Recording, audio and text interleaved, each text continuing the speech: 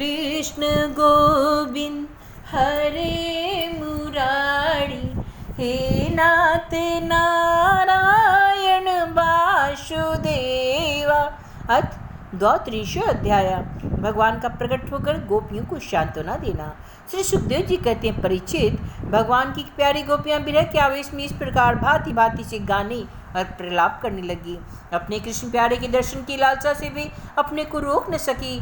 करुणाजनक सुमधुर स्वर में फूट फूट कर रोने लगे।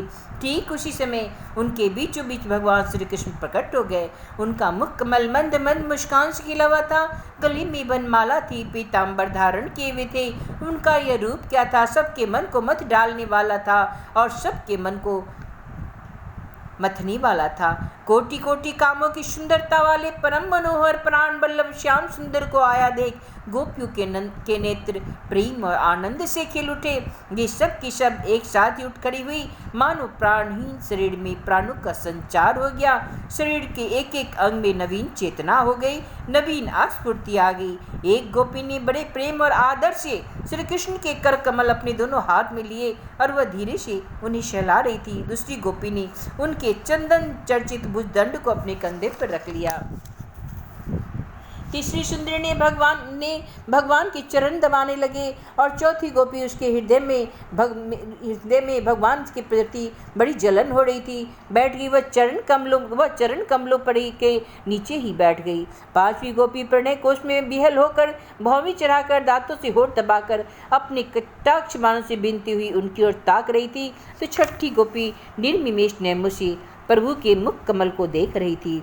परंतु जैसे संत पुरुष भगवान के चरणों के दर्शन से कभी तृप्त नहीं होते, वैसे ही उनकी मुख माधुरी का निरंतर दर्शन करते रहने पर भी वे तृप्त नहीं हो रही थी। सातवीं गोपी नेत्रों को अब पलक भगवान के हृदय में ले गई और फिर उसने आंखें बंद कर ली। वह मन ही मन भगवान का दर्शन कर करके पुलकित हो रही थी। उसका रोम रोम खिल रहा था।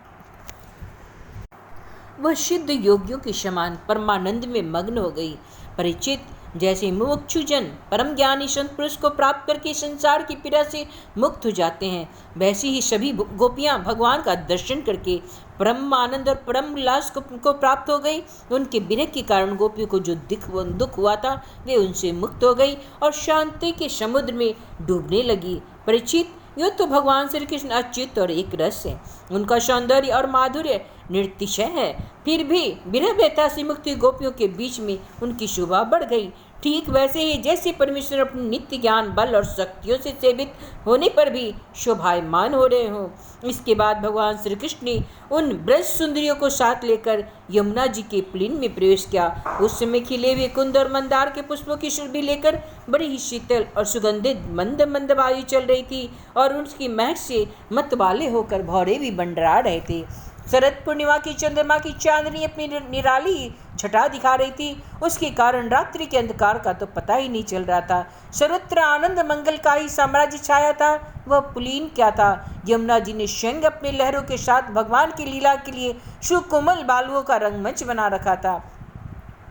परीक्षित, भगवान श्री कृष्ण के दर्शन से गोपियों के हृदय में इतना आनंद और इतना उल्लास हुआ कि उनके हृदय की सारी आदि व्याधि मिट गई। जैसे कर्म कांड की श्रुतियाँ उसका वर्णन करते करते अंत में ज्ञान कांड का प्रतिपादन करने लगती है और फिर वे समस्त मनोरथों के ऊपर उठ जाती है और कृत्य हो जाती है, वैसे ही गोपियाँ भी पूर्ण काम हो गई। अब उन्होंने रोली केसर चिन्हित ओढ़नी और अपने प्यारे शोहर से कृष्ण के विराजने के लिए बिछा दी। बड़े बड़े योगेश्वर योग साधन से पवित्र किए हुए हृदय में जिनके लिए आसन की कल्पना करते हैं, किंतु फिर भी वे हृदय सिंहासन पर नहीं बिठा पाते, वही सर्वशक्तिमान आज भगवान यमुना जी की रेती में गोपियों की ओढ़नी पर बैठे हैं। सहस्त्र गोपियों के बीच उनसे पूजित होकर भगवान बड़े ही शोभायमान हो रहे थे। परीक्षित, तीनों लोक में तीनों कालों में जितना भी सौंदर्य प्रकाशित होता है वह सब तो भगवान के बिंदु मात्र सौंदर्य का आभास है।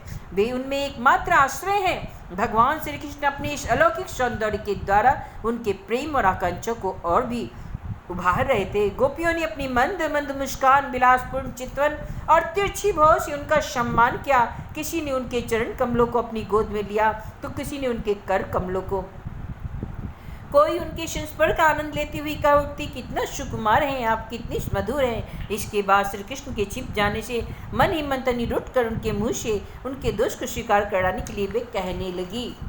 गोपियों ने कहा, नटनागर, कुछ लोग तो ऐसे भी होते हैं जो प्रेम करने वालों से ही प्रेम करते हैं, और कुछ लोग ऐसे होते हैं जो प्रेम तो करते हैं परंतु कोई कोई दोनों से भी प्रेम नहीं करते। प्यारे, इन तीनों में से तुम्हें कौन सा अच्छा लगता है? भगवान श्री कृष्ण कहते हैं, मेरी प्रिय सखियों, जो प्रेम करने पर प्रेम करता है उनका तो सारा उद्योग स्वार्थ को लेकर है, लेन देन मात्र है, न तो उसमें सौहार्द है और ना ही धर्म है। उसका प्रेम केवल स्वार्थ के लिए ही है, इसके अतिरिक्त उसका और कोई प्रयोजन भी नहीं है। हे सुंदरी, जो लोग प्रेम न करने वालों से भी प्रेम करते हैं, जैसे स्वभाव से ही करुणाशील सज्जन और माता पिता, उनका हृदय सौहार्द से हितैषिता से भरा रहता है, और सच पूछो तो उनके व्यवहार में निश्चल सत्य एवं पूर्ण धर्म भी है।